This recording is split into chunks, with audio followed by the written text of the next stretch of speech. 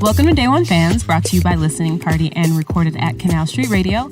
I'm your host, LaChelle Chrysanne, and today we are having a roundtable episode with some of the homies. So we have Dorian, who you guys should know from the Chicks by the Layers episode. Are you going to say hi? Hello. Sorry, I was looking over something else. It's me again. And then we have Shanise, who is also on the Chicks by the Layers episode. Good evening, you beautiful people. And we have a new guest to the studio, Miss Tenaya, who is a graphic designer, music aficionado. She also used to do our social media management, and now she's doing boss lady things in real life. Dorian, okay, bless you. What is he doing? Holding down a sneeze. Oh, just sneeze. It's always when people say sneeze that you lose it. Listen, we are humans. These people need to know that first and foremost. She gave me a bomb-ass intro, and I was distracted. It's okay. It's okay. We are going to be talking about, I feel like what is kind of like a buzzworthy topic the last couple weeks is, what does an artist owe its fans? You know, like when shit hits the fan, is you still a fan? As the great Kendrick Lamar once posed. I hate you. For me, what specifically had me wanting to talk about this was Miss Summer Walker, who is, I love her voice, like it's so angelic. And I had the pleasure of seeing her when I was at Daye in Vegas, and like she cut her set short because they couldn't get the sound right. I heard about that, yeah. And she was like, side-eyeing the fuck out of the sound engineer. She's like, I don't know why this always happens, y'all, but it always happens at festival, and I'm not going to waste your time. I don't want to disrespect you guys, so I'm just going to end it soon. Oh, wow. And, like, shortly after that was, like, her, you know, coming out and saying, like, I don't want to do this anymore. Right. I don't want to finish this tour. And just a lot of things that have kind of unfolded since then in the, like, digital space and, like, what the reaction has been. Because for me, like, being on the other side of things, being an artist, no, I'm not a Summer Walker. I don't have any desire to be. But, like, it really is so challenging to be able to get on stage and share a gift with people. Yeah. And I think it's something that people tend to take for granted, you know? And we'll talk about that in a number of different ways throughout this episode. But first, let's get into Currently Obsessed. Who wants to go first? I'll go. So Arlo Parks, she is from the UK. She's super dope. Very emo, kind of really in tune with how fucked up the world is type of music. Very Gen Z. She has this one song I've been like super obsessed with called George. You guys should definitely check it out. She's on tour right now. Arlo Hopefully, Parks. Yeah, she'll come over here to the US next year, hopefully. Look her up. We've actually posted some of her stuff on socials, and she's been responsive to it. She's like, you guys, I love you guys. But her EP was called Cola. I think that's what it's called, right? Super Sad Generation. Okay. And then she has a song on there called sold. Cola. Okay. Album name like that, I'm sold. Yeah. Yes. What else? Have you been watching anything, listening to anything else? Watchmen? Anybody? I've heard good things. OMG, Watchmen. I don't know the graphic fire. novel, so I'm just like, Right. Yeah, so I wasn't really like big on the comics either, but HBO's readaptation is fucking amazing. Like, they hit on power politics, they hit on vigilante privilege, and I'm not gonna get too deep into that, but all I'm gonna say is black superheroes cannot get away with things that white ones can. That's Regina it. King. Regina King's in it, right? Yeah. Yes, she's fucking, it's so good. Like, you guys should watch it. So the movie came out like 10 years ago? it was a graphic novel. Yeah. It was a novel first. And then it became a movie? Yeah. Yeah. So the new series is supposed to take place, 30 years after where the original one left off. So I think you can watch it even without having known the original source material. Yeah. Absolutely. Yeah, it's pretty much like they still take elements of the original story, but it's their own take on it. like world. Like it's present day, like 2019. It still has like the elements of the original, like the racial, which is crazy that all of that stuff is still relevant now. Right. But yeah, it's like a modern spin on what's happening now with the mix of that old superhero story. I'll have to try it again. Yeah. Watch the it's weird, movie. but it's good. Watch the movie? Yeah, 'cause I'm Who's like- in the movie? The only person that I can think of is I forgot his name. Doesn't matter. It's like, I don't know. It's weird because I never heard of Watchmen before that. So my boyfriend was like, okay, like let's watch the movie, and I'm halfway through, and it is really interesting. So, and I do want to watch it because Regina King. So right. Okay. That's good. What about you, Shanise? Listening to wise, I finally got into Snoh Aalegra. Welcome to the club. That means nothing to me. I finally got Her show into was last her. night. We was getting a lot of people trying to sell us tickets on Instagram, and I'm like, I don't know if this is a scam. I'm not trying to lose $40. If it ain't off a SnubHub, I ain't with it. So I've been listening to her. Lucky Daye, I'm still on his album. 4 Grammy nominations. Okay. I was like, okay, boo. I love him. New Orleans getting it right now. And if I'm correct, I don't want to murder her name. I think it's Amber Marks. Yep, Amber Mark, I think. Mixer. Yes. That she's been hitting it. I actually was just listening to her earlier today. I saw the video and I was like, ooh, who's this? She's This cute, is too. adorable. Yeah. I was like, ooh, she's adorable. And then I just went and searched her. I was Yeah. like, okay, I dig you. We're gonna keep going through the rest of November together. Nice. What about you, Sneha? Tinashe. Yes, songs for you. Songs for Tinashe. you. Okay. Let's go up. Let's the songs just for you. talk about it. Let's downloaded talk it. Give about Tinashe Tinashe. her flowers. Before I got on the train, so I didn't hear Right. it Give yet. her Oh, everything. you Give haven't her heard everything. it yet. Just the run from like. Just the first 4 songs in general just were like, oh, okay. I Like, see she's you. here. Right. Here. She's here. And nobody knew that because Well, you know. Okay, it was the labels. I that whole think, label fiasco. you know what? I think some people, I don't think it's that no one knew. I think some people chose not to see it because she wasn't being marketed in the way Right. people wanted her to be marketed. And like with this project, like I'm going to be the first to admit, I don't like a lot of older Tinashe pop songs because that like Flame and like even hate Play It, those. like I hated those songs. But the pop records on this album are so much like better suited for her. I was telling a friend of mine the other day, I was like, you can tell that this is her sound. It's her. Yes. Everything It's is hers. like organic. Like Yeah, you can yes. tell. Like she said, songs for you. Like right.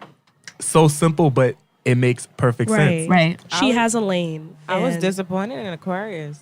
Not Really? only I like yes, Aquarius. I but love I like some Aquarius. songs on yeah, Aquarius. It wasn't one of those albums that like I can listen to straight through. And me being an Aquarius, Yeah. I was like, girl,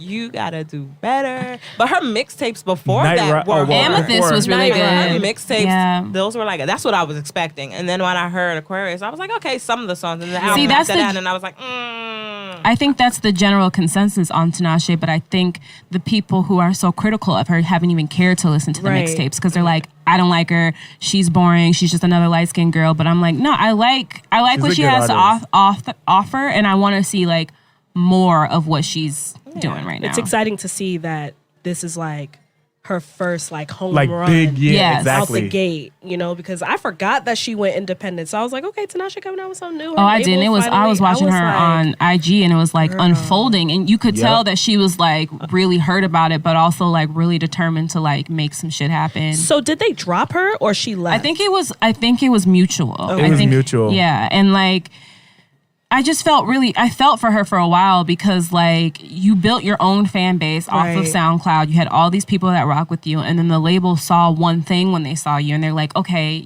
yeah, that's cute or whatever, but like you have the potential to be like this type of pop girl or whatever. Britney, they were trying to make her like a Britney 2.0. Yeah. And it just wasn't translating, I don't think. no one can be Britney. Even Britney. Even Right? Whitney. She ain't her ass no Not more no more. either. No, she's something else.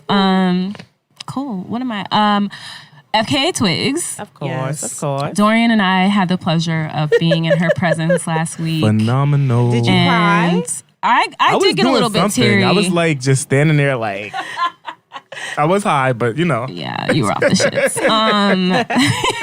So she, like I've always listened to her music, but what I've always loved about Twigs most was like her visuals and like her performance. So I purposely did not listen to Magdalene until the tour because I wanted to first experience it visually. Okay. And I'm glad that I did that because the way she does the show is literally like telling the story of Magdalene. And like, I love the fact that she had it in a theater because it fit so well with like her whole aesthetic and like the whole story and how like she chose Mary Magdalene because this was a woman who was known for serving a man in spite of her own needs and like overcoming that through like her failed relationship with Rob, and like she also had fibroids, which I can relate to, and got them removed. So she like went through this whole journey, and that bitch sings, okay? Oh, like, Lord. I don't like when people are like, oh yeah, like she can't sing and she's just so weird. And I'm like, if it's not for you, it's not for you.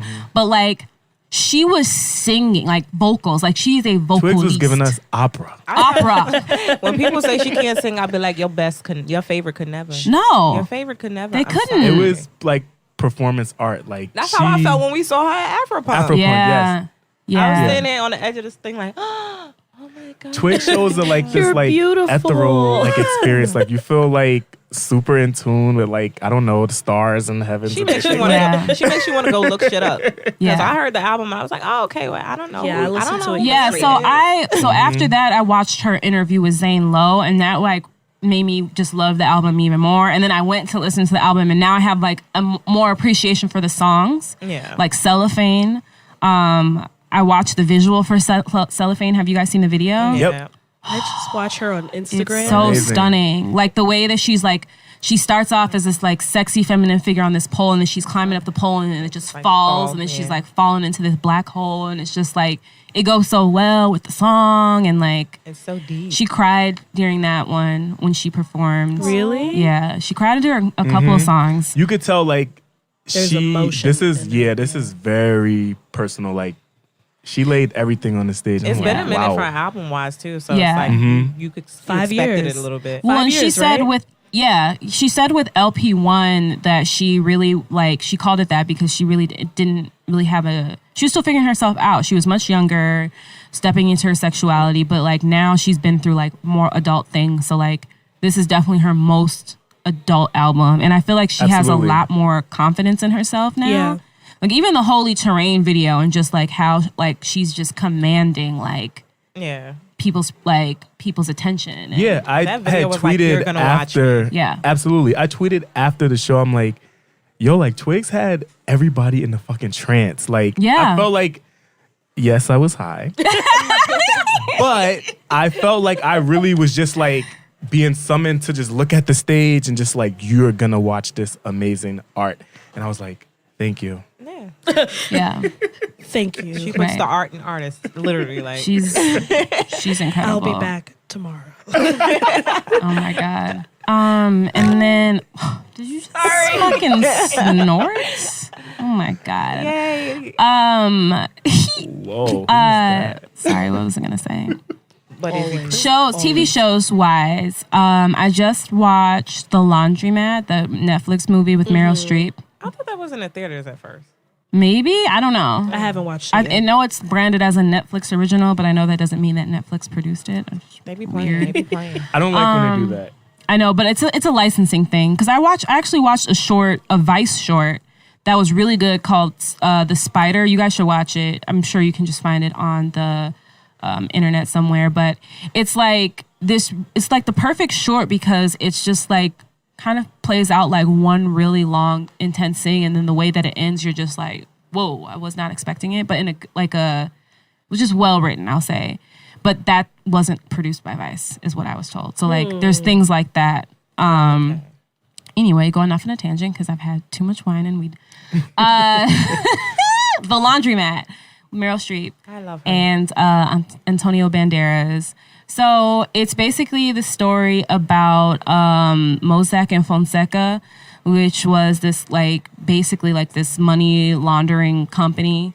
So it's based off like a real story, but it really exposes how the top 1% wealthiest people like don't pay taxes, find ways to illegally like wash their money basically, and like how it affects everything else in this country, and like how it affects like certain people of color who are involved in helping the laundering. Like you have the people in like what was the island? It wasn't Panama. It was some other like island where they had like where the quote unquote bank accounts, the insurance accounts were.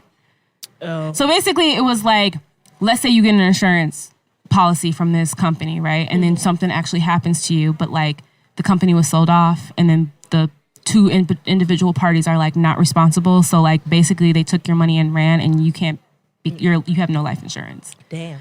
So anyway, I'm explaining it very poorly right now because my mind is a little whatever. But you guys should watch that. That was pretty good. I dig it. Okay. Anything else? We good? Mm-hmm. You guys ready to get in topic? Let's do it. Let's go.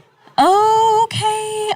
Email your selections for Currently Obsessed at dayeonepod@gmail.com. I'll put a link to the show's playlist with some selections from Tinashe and FKA. Yes. I actually want them to do a collaboration, but I don't know if that'll ever happen. She was giving FK vibes in her video to Daye. Yeah. That was, I saw that and I was like, is that? No, that can't be. Oh, I mean, they kind of have that same like apple head.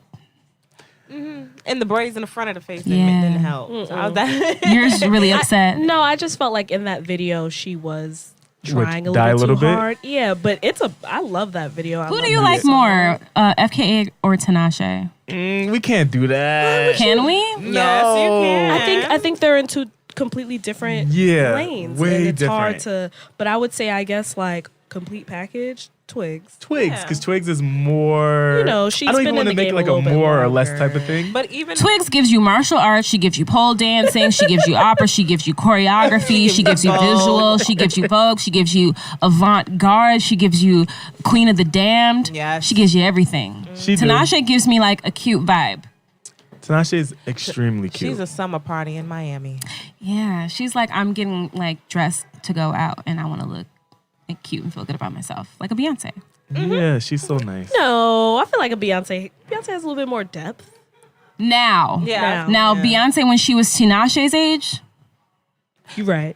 You're right. I dig. Okay, cool. So let's get into this roundtable discussion. So it's basically going to be like 3 parts. So the first segment of this, we're going to talk about just the art in general, the art and the artist. So what is your earliest memory of being disappointed by an artist that you supported? Who wants to go first? I'll go first. No surprise here.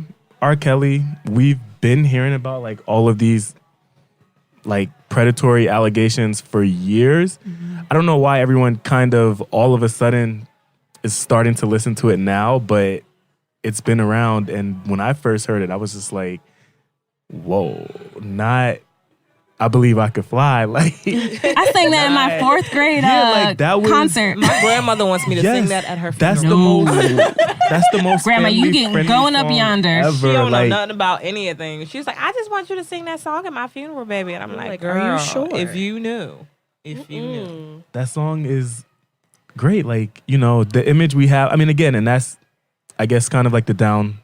I mean, for me, it was not even just that R. Kelly. It was like TP2.com, like When a Woman's Fed Up, The Greatest Sex, the Chocolate Factory, like endless, even Trapped in the Closet. Endless. Like, and back then, like we knew about this stuff, but I was also a kid at the time, so I didn't fully understand the context of like, I had friends that were 14 messing with 21, 23-year-old men, and I never thought it was cool, but like when you're a teenager, you don't understand how the power imbalance is messed up. And so like growing up and like coming into that consciousness and watching Surviving R. Kelly and seeing his interview with it is, it's really tragic. It's really tragic. Yeah.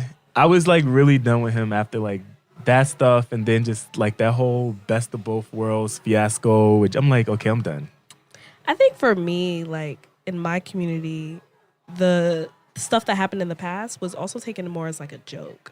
Like people weren't really taking it that seriously. So I think now society has progressed where we're now realizing that like, okay, R. Kelly is like low-key a piece of shit. It was a joke. Funny like, you say that. It's a clip going around, an old clip of an old That's So Raven episode. I saw that, yeah. And there's a scene where some lady like makes a like comment on the side. She's like, is that R. Kelly? Because Raven like, was shit, like right. Everyone she was about to joke. marry a grown man and like he didn't know she was young. And she's like, I'm only 15. They're like, is that R. Kelly?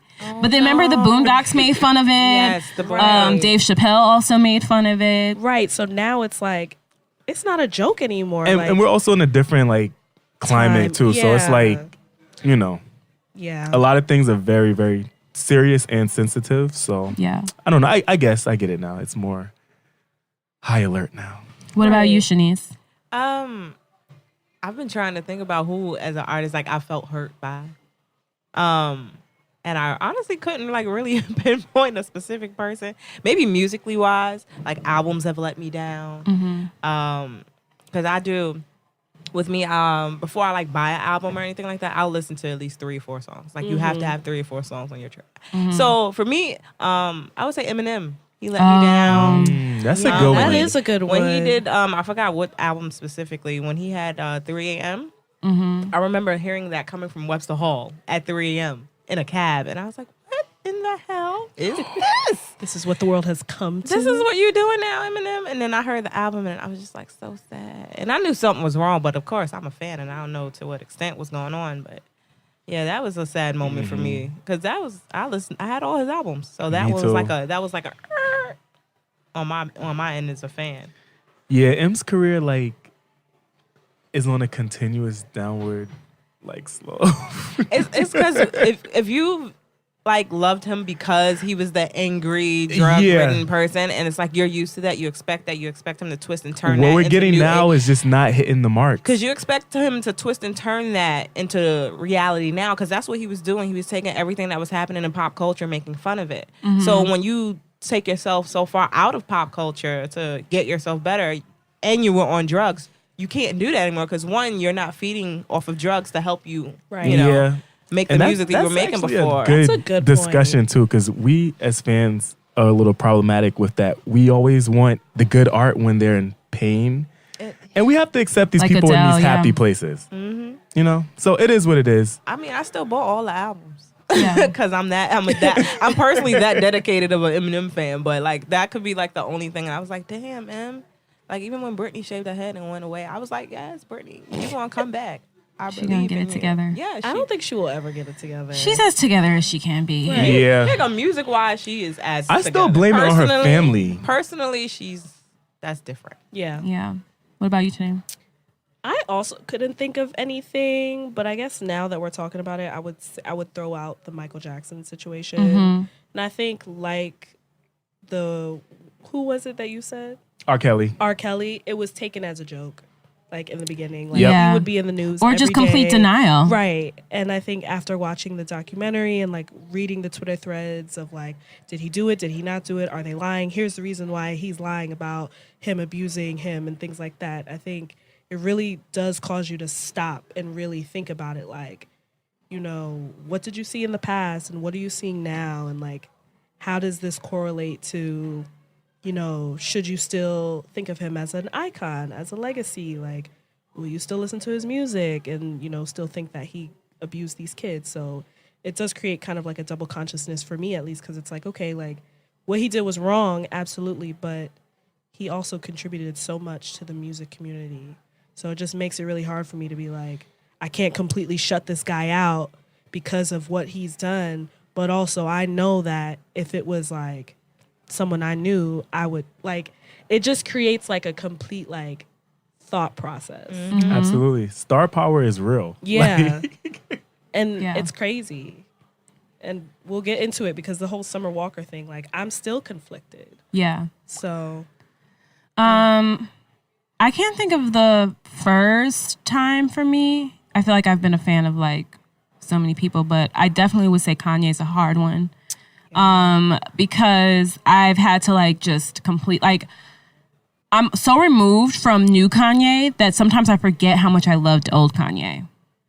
You know? I can see that that. happened for a lot of people. Like I just am like, I can't engage anymore. I just will not support this. And this man is like, something is not right with him. Like he needs help if he is not receiving help, is how I personally feel. Like I just feel like he's in a very dark place, even though he's trying to make it seem like, oh yeah, like I'm getting into Christianity. But I think it really has more to do with his ability to manipulate people. And that's what cult leaders do. I think I was he about could to also say be, he has a cult following. When you're paying $50 for socks, Right.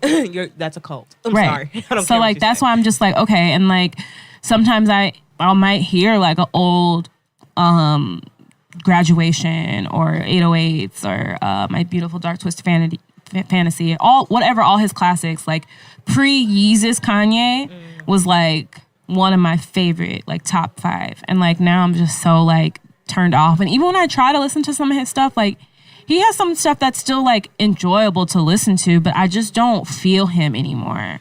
And what I feel is like gross. Yeah.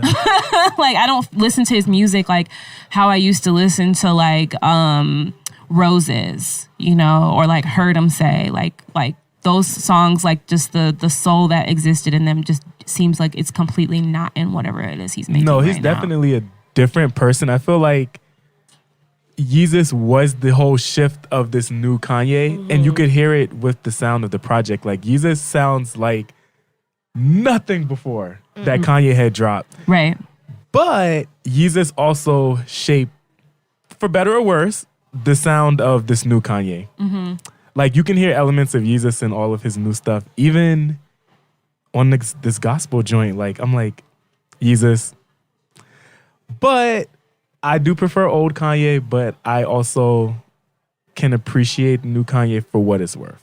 I think Yeezus is Kanye's attempt to separate himself from Kanye and transcend Kanye.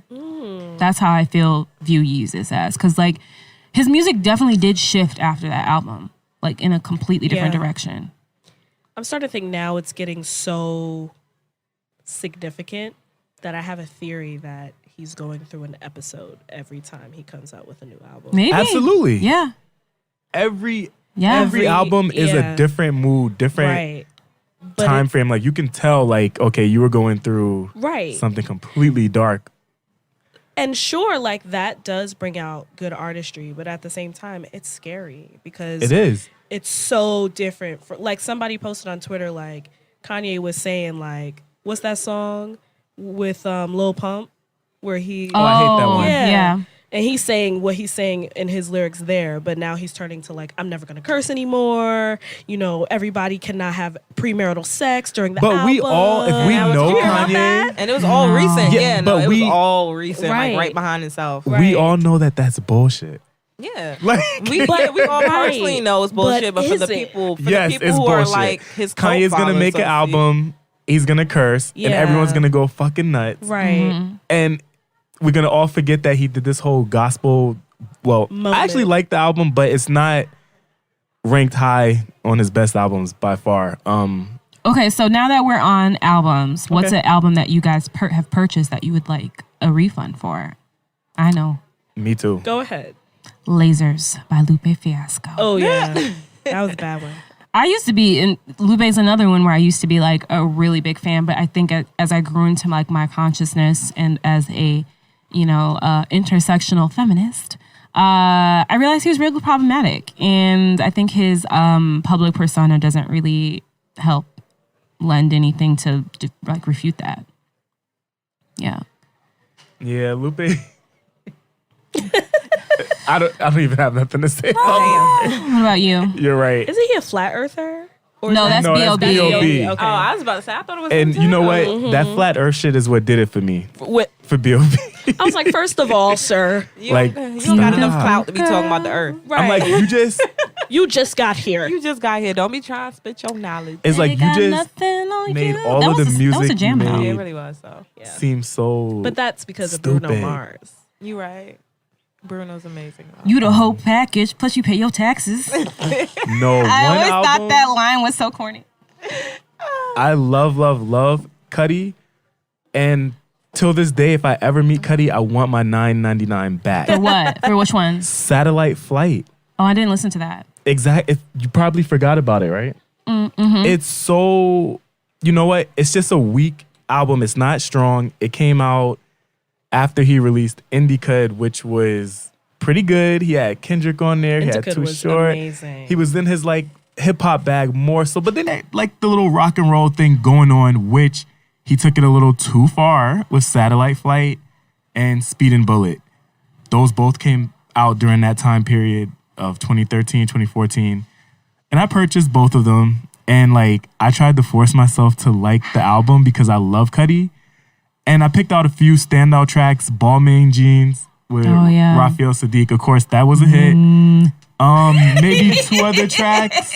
But other than that, it was just a bunch of noise. And he's like, oh, this was supposed to serve as a bridge between Indie Cut and Man on the Moon 3. And I'm like, talk about a bridge. if it was a bridge, the follow-up should have came out ASAP, because this project fell short in so many ways. And then this was his first time doing a surprise drop.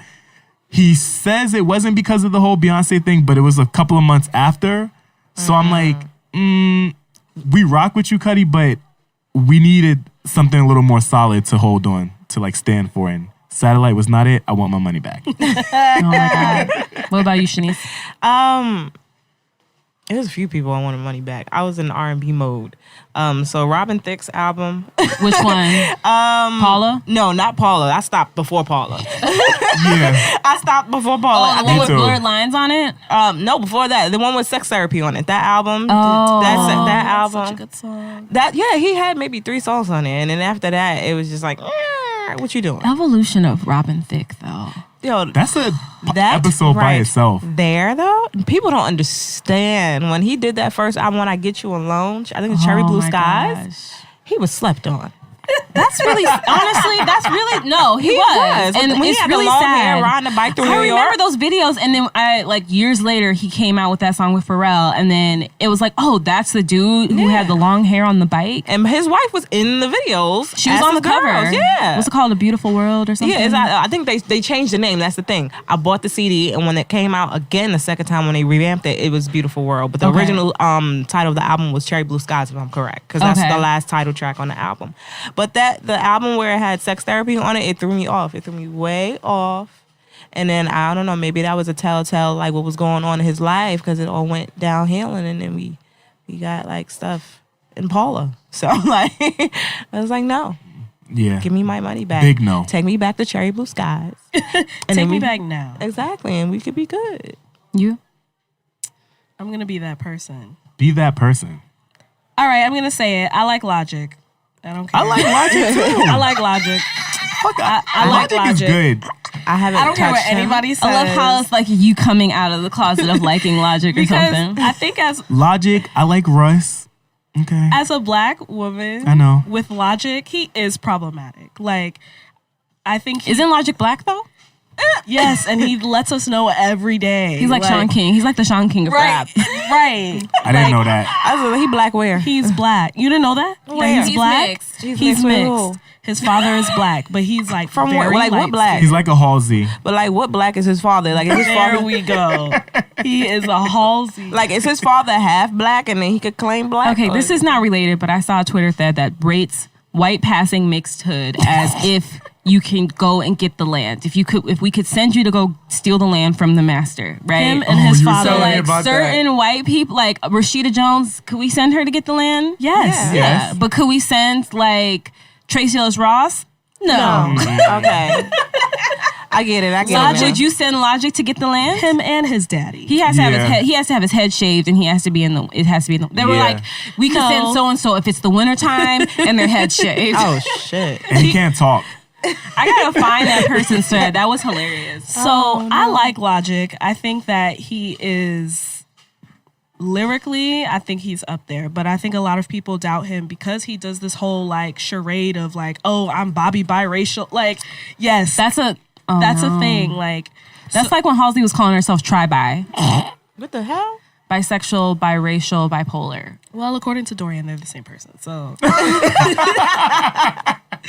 so his first album was amazing, and then I started listening to him. I probably listened to like 3 of his albums in a week because I first heard him on Selection Radio. So then I was like, oh, Shout out to okay. Selection. Right. I was like, okay, let me do my homework. He had this album that just came out. It's called Young Sinatra 5. That stuff is garbage. I didn't want to say the S word. Can I curse? Shit. That Girl, shit we've been is cursing this garbage. whole show. I was trying to be nice. It's garbage. And I think because he does that whole gimmicky thing of like capitalizing on his blackness or lack of blackness just made me feel like, okay, now it just feels generic to me. Like, now you're like the Asher Roth of 2018. So I didn't buy it. I listened to it on Apple Music, but I like downloaded and undownloaded it. So if that counts, then me getting my money back. Then yeah, you got it. Yeah. You got the space back on your phone. deducted. You got the space back, so it count. Yeah. So, okay. So we're talking about how we as fans have been disappointed by people we're fans of because of XYZ. our own personal expectations of what we're consuming as fans of art, lovers of appreciators, whatever. But I think there's another side to it in how we as fans can be shitty to these people who put out whatever type of work or conduct themselves in whatever type of way. So I guess we can get into like just engaging with celebrities in the digital age. It's really interesting right now because there was a time period where you wouldn't be able to engage with a celebrity on Twitter. Like the fact that you're one of your favorite singers, writers, whatever, can like visibly see what you're saying, I think puts them in even more of this like interwoven like fishbowl kind of thing. And so we mentioned Summer Walker earlier specifically because she was talking about like just having a lot of anxiety, and then it hasn't even been just her that's been wanting to leave the industry. I heard Cupcake is like, I'm done with this shit. Ari Lennox Ari says she's done with this shit. Noname says she's done with this shit. Like we hear people want to retire all the time. So I guess we can get into like our own personal interactions. Like, have you ever had like a crazy interaction with someone you liked in the real life or on the internet? And what was that like for you? I'll go first. Yeah. So my favorite band is Fall Out Boy. I've loved them since I was like 13. Oh, you're an emo girl. I sure am. That's why when you said that emo girl, I was like, sign me up. You're gonna love her. Sign me up. So Pete Wentz, obviously, like you guys know who Pete. And he is also half black. I know. By the way, I was about to say that. Yeah, he is crazy. So when I was in 9th grade, he was having a meet and greet at Macy's on 34th Street. So me and my best friend, we decided to go, and I was like fangirling so hard, like I was like crying, everything, like just being that person. And I was waiting in line. There was a girl in front of me, and she was like hysterically crying, and he hugged her. So I was just like, oh my God, okay, great. Like he, like he interacts with his fans. So I went up to him and he signed signed the poster that I gave him. And I was like, can I have a hug? And he looked at me, and like before he could say anything, his security guard was like, no, keep going. Wow. And I was like crushed because he's like, I'm 14, so this is the most important person in the world for me. I also had to buy like a $60 pair of jeans in order to even get a ticket to get in line for him. I like stood on top of like a fucking like table screaming how much I loved him, and like, you gonna reject me? Like, wow. So shit, I'm hurt for you. Yeah. I know. Yeah. So sorry, Tenaya. It's okay. Yeah, nah. I'm still not over No, it. if I see him in the street, it's on. Like, fuck out of here. I like it. Yeah, I did all the brujeria on him. I was like, I mean, I think in that instance, it's like with Summer Walker and not wanting like hugs. Like if hugs are a no for him for certain people, then it should be a no for all people. Exactly. And then you should just set that tone Yeah. or an expectation when you are meeting your fans. right. And naturally, like, of course, I have to think like, okay, because she was white, like, I'm black. You don't want to hug black kids, like, Yeah. you don't, Like, he shouldn't have had to take the look at his security. right. That's either a yes or no. Like, he could have just simply like, just said, no, not at the moment. The line needs to move. Like, something's, even if you want to make an excuse, he could have It just did that. felt it was embarrassing. It would be different if like you didn't see that or that didn't happen. Exactly, like- Because if that's the case, it's like, okay, I'll respect your boundaries. Right. But the fact that you saw that and then you were just like, no to me, like, Yeah. So it definitely did like make me feel really pessimistic about celebrities. what about you two? Have either of you? I haven't had a bad experience. I just had like a nose turn up moment. I was walking. I don't know where I was coming from, but I know I was coming from 34th Street on the west side, on the opposite side of Madison Square Garden, not like the main entrance. And I was walking, and I recognize people's faces real quick. Might not know your name. I recognize your face. So Genuine was coming down the street. He was very hard to miss in a bright, like light brown fur coat in the middle of Manhattan. in the day. So it's like, okay, I'm not going to stop you and ask you for a photo. You have bags with you, so I know you're going somewhere. So like, just the eye contact and acknowledgement, even a simple smile. Because I smiled at him. I smile at strangers. So like, Yeah. I was like just expecting like even a head nod. There was nothing. And like he turned away so fast like he didn't want to be recognized. But you're wearing a bright fur coat in the middle of Manhattan. Like, how do you not want to be noticed? And then that moment for me, I was like, ew. Right. I was like, I'm not dancing a pony when it comes on anymore.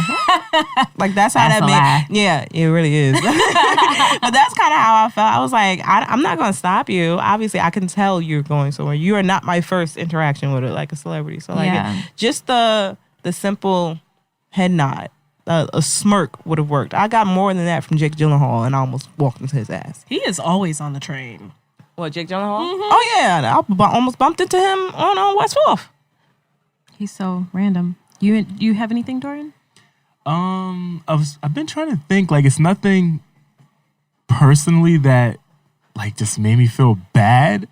But I guess if I have to speak on something, there was this one instance with Auntie Mary J. Blige. Who else would Auntie Mary be? Well, I don't know. I mean, we all should know who Auntie Mary is. We know exactly who Auntie Mary is. I don't want anyone to take anything negative from this experience, but anyway, I had the luxury of being Auntie Mary's chaperone at this charity gala, and I had to wait for her to arrive, meet and greet her from the car, escort her up to her seat, all of that. Oof. And, you know, I'm excited. I'm like, shit, it's Auntie Mary. Like, I can't wait to meet Mary. And I don't know if it just was one of those days or just another obligation. You just feel like, oh my God, here I am again. You're just ready to get it over with. But Auntie Mary wasn't as welcoming as I know. I was. She's a little, a Capricorn, okay? Yeah, and I didn't take it too personal. But, you know, I'm like, you know what? Auntie Mary just don't want to be here today. And I kept, like, as we're, like, waiting in the holding space, I'm, like, you know, trying to talk to her, like, warm her up, start small conversation. And it was just kind of like, okay. Dry. Yeah, and I'm like, all right, well, I'll let you know when it's time to go in. You know, and we just kept it moving. But she warmed up towards the end of the night, so maybe it was just the whole start of the thing. She did seem like really nervous, but I'm looking at it like you do this all the time. Right, but it's like you said, like LaChelle said, it speaks on our expectations as fans. We assume it's just this easy thing for them to do. It doesn't matter if they're doing it 100 times, 200 times. Public, hell, I speak at work in front of 10 people. Sometimes my palms are sweating. I'm just like nervous. Why? I see these 10 people all the time, but I totally get it. And I'm like, you know what? She just wasn't in the mood, I guess. Big Capricorn energy. That's right. My mom's a Capricorn and I'm a Capricorn moon, so I fully relate to that. I think that sometimes fans do have too much expectations. I think we feel, especially if we've bought into an artist, we buy their albums, we go to their shows, we go to their movies. We've invested into them. Not just, you know, with our interest or emotionally because we feel connected to their work, but also our money. And so with that, especially in our culture, there comes this like sense of entitlement to their spaces. And like with the whole Summer Walker thing, I keep going back to her because I think that she's a case study in this, to be honest, is that like on one end, I'm like, okay, like you're right. You're not supposed to just instantly not have social anxiety just because people say that. Just because you want to chase your dreams doesn't mean that you want all of the shit that comes with it. There's been plenty of people who have had amazing careers that don't have to deal with what she is dealing with because we are in a different time now. Especially when these are artists that are being discovered almost like solely on the internet. They live in this digital space. They're subject to all of this discourse about what it is they do. But at the same time, like as an artist, I don't feel like it's right for you to be mad at your fans for expecting more from you. You can always say no and like place that boundary. But like when you're like, oh well, y'all motherfuckers better not be asking for no goddamn hugs. Like, she ain't say all that, but I'm just saying like, that's how it felt. That's how it kind of came across. Like, don't do. I'm an empath, and this takes up my energy. Then you need to talk to your manager. What is your team doing? Are they aware that you're dealing with these issues? Do they have compassion for you? Like, it concerns me not just that Summer Walker has like social anxiety. It concerns me that she doesn't have people around her who seem to be able to help her through that and like support her through that. Like, that's that industry shit though. And that's why like I understand when a lot of these artists are like, oh, I want to quit. And I don't think it's necessarily them running from their talent or just the idea of like creating. They just want to get out of the bullshit industry politics and all of the smoke and mirror aspect of it. They don't have anybody, not say nurturing them, but they don't have anybody caring for them or caring for their mental health or their well-being as they should. You like as a prop. If that's your team is supposed to hold you down and make sure you're good. Because when you're good, you make money. And when but a lot of teams don't. And it's like, just even think of some of the tragic stories. I was just talking to you guys. I was watching the other Whitney doc, Can I Be Me? And like, a lot of these artists are not around people who have their best interests at heart, because these people are getting paid by these artists. So therefore, if you do not work, if you do not make X amount of money, I ain't getting paid. So I'm not going to put your best interests in mine. My best interests are in mine. Mm-hmm. And like, it becomes this thing that I feel like artists are like, especially like mainstream, like entertainers who are starting to get more notoriety, are like, just really not able to have real full lives unless they become completely reclusive and they pull some like Adele or Sade shit where they just pop out every once in a while. Like,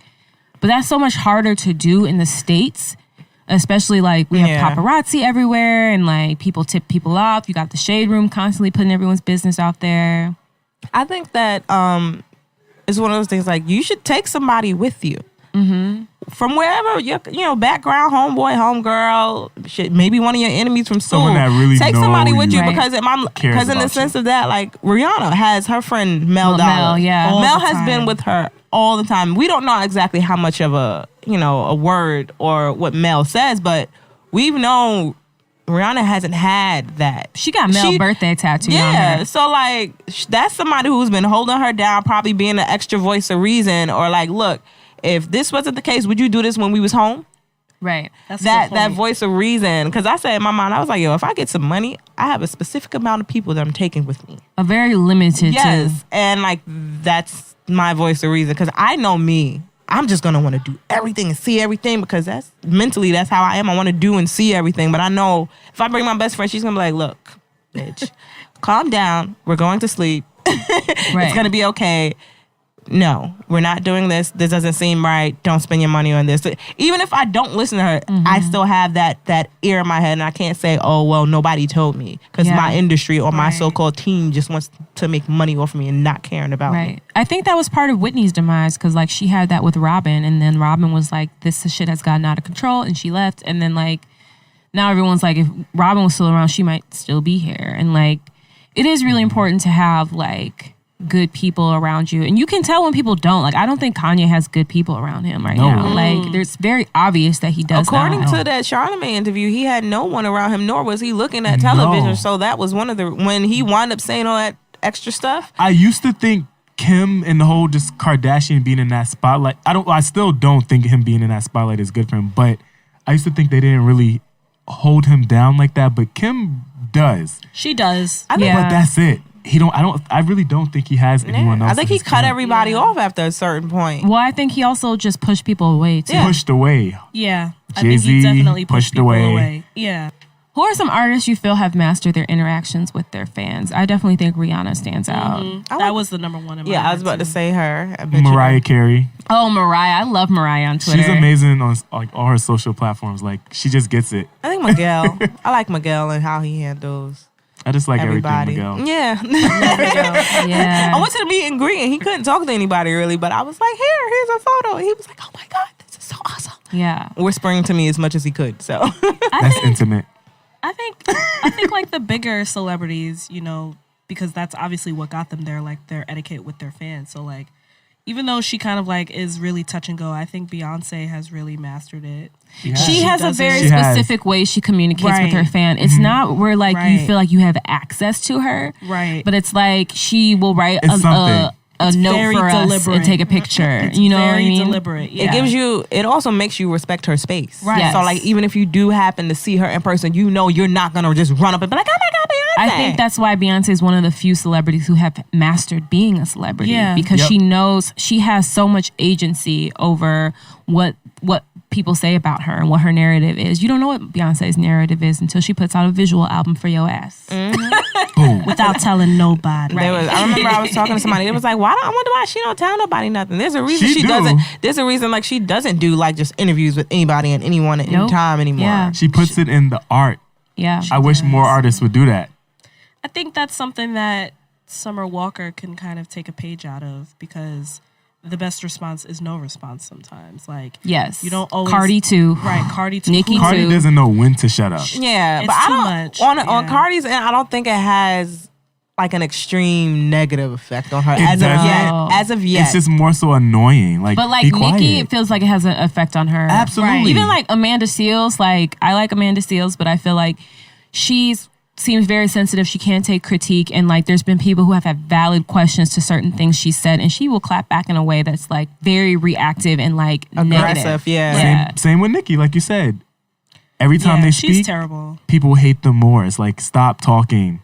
I think the only thing with Cardi, though, where I can't really be mad, is she's been like that the whole time. So it doesn't negatively affect right. Well, Cardi. yeah. What Right. about oversharing? Like, I feel like sometimes people are like, first of all, Absolutely. I think DJ the whole like, I think the whole notion of announcing like your divorce and marriage and stuff is like too much. Like, it makes people feel like they have a place in your personal relationship, none of they and that's fucking why I business. respect Solange had a whole ass separation damn near a year ago, and like no one knew until like she was just- like, okay, y'all, like I don't need to tell you my business, but like here's what is happening, and like respect my privacy. That's how I feel about Janet Jackson. Oh yeah, yeah. When she put that video, she was like, "Yeah, me and my husband are getting divorced. Don't know what's gonna happen. We're gonna leave it to the courts, but love y'all. See y'all on the next tour." I was like, that's Titi Janet. That's love Titi her. Janet. I I love love her. her. I love her. So let's pivot into the politics of just like the social politics, but also like politics. Where do you guys draw the line and stop supporting an artist? When shit hits the fan, is you still a fan? Like my line, I think, is when you are doing things that are harmful to people or the culture at large. That's where my line is.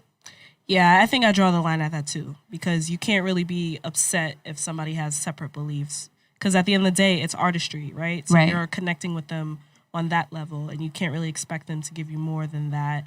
So when it comes to like their personal beliefs or like, you know, who they're voting for and things like that, I kind of take it with a grain of salt, because at the end of the day, I don't know you. You know what I mean? Like if you walk down the street and I never saw you, I wouldn't know who you are. Yeah. So it don't really matter to me, but But like, what if those beliefs are like with Kanye? Like, Right. yours are harmful Right. to the world. right, when you have the Kanyes of the world, or who else is like super Stacey Dash. Stacey Even Dash. though who's a fan of her? like- What does she do? But I actually really liked Clueless, you know, so it Yeah. kind of hurts my heart, Yeah. because she was like the black girl that was in with the white girls, and now you're like an idiot. she's So- really in with the white girls. right now. She really is. What? She was on a show called Single Ladies, right? Yeah. Yeah. That's when I was like, that's when I kind of actually paid more attention to Stacey Dash. Yeah.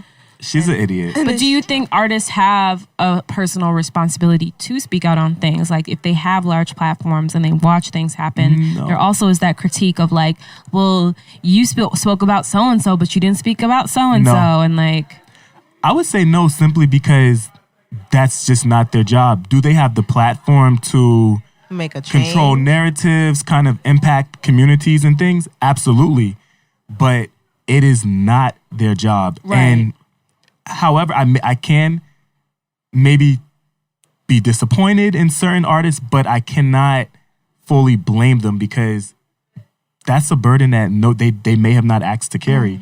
And we're putting all of this responsibility on people. But Spider-Man, with great power comes great responsibility. So you also have to be very aware of who you are and how you can use your power and, you know, good, advocate in the right areas. But it's not a requirement. I won't hate you. I won't throw away your music or not listen to you if you don't. But it's just something to think about. I think if you are an artist and you do choose to speak out, have a plan. Don't just speak out with the intent of just letting your opinion or your thought or your verse be heard. Like T.I.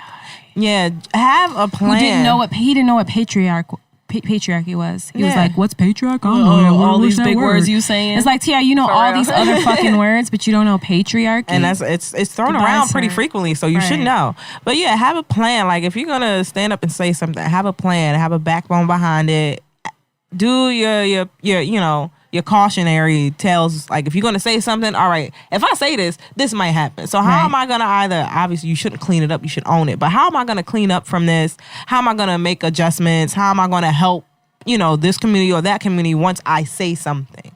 Don't just say it without having cause. I think on that note, I feel that artists have the same responsibility that everybody has, and that they should be continuing to educate themselves and like question things and not just accept the status quo and like not repeat or reinforce like things that are hateful or bigoted or harm other people. Like the Breakfast Club gets mad for getting shit, but like you guys are continually corrected on your bullshit and then you don't do better. And then you wonder why people think that you're, anti-black or problematic or whatever.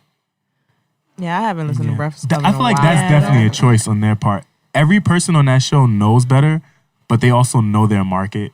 So and I think they play up on that, which is why I don't listen. They all play characters. That drives me nuts. They all play characters but within that setting. teach his own. So last question for each of you, because we have like 35 seconds to get out of here. What do we as fans owe the people that we are fans of? Respect. Respect.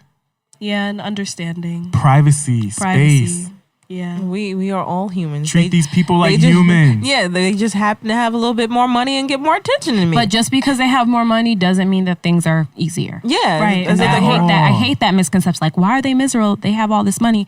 Money it solves financial problems, but it doesn't solve internal things. Exactly. And then there's another thing too, in the sense of that with money, it ain't theirs all the time. They don't have access to it. They can't control it. It has to, once they actually get it, it has to get spread out so far, so thin. Whoever they're taking care of, the industry, makeup artists. Everybody's a music exec. Everybody's an A&R when it comes to all this industry shit. It's like, y'all, what have y'all done to make you...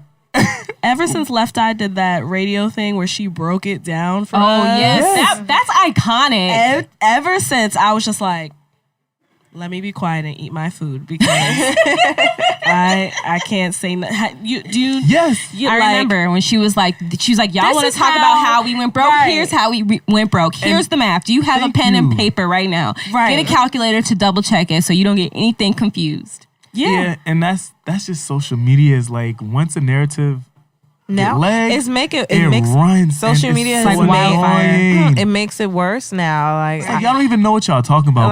Like you were saying, read a headline from the Shade Room. Okay, yeah, like you were saying in the sense of having access. I've met multiple celebrities, but that's just mainly because I just happened to be at the right place at the right time before social media even existed. Right. I met Sean Paul in freaking CVS. Being a cashier. Was he getting coconut water? Nah. There's a story behind it. I tell you. Don't do that. But it was like one of those things. I just happened to be in the right place at the right time, so I was able to see these people's verses. I'm just accessing these people on my phone. I can say anything that I want to these people. I saw J. Cole and I didn't say anything, and everyone knows how much I love J. Cole. At the airport, right? Yeah, I was like, I respect your agency, sir. I know that you're an Aquarius. Right, like, you probably don't want me walking up to alone. you with your pregnant wife. Yeah, he would have smiled though. He would have. And I actually had the opportunity. I'm not even going to get into that. Anyway. That's another episode. That's another episode. Well, thank you guys all for coming down. Thank you for having us. I'll put the links to your links in the description box. Ooh, we about to be famous and have all these same problems that we just talked about. Oh my God. I'm going to be a Summer Walker. I'm going to be an Ari Lennox and be like, I'm done with this shit. But then she said she wasn't done again. I'm going to be Rihanna. Y'all going to get what I give you when I give it to you. That's enjoy it. Who are you going to be? I'm going to be... A Beyonce? Can I change? A Solange.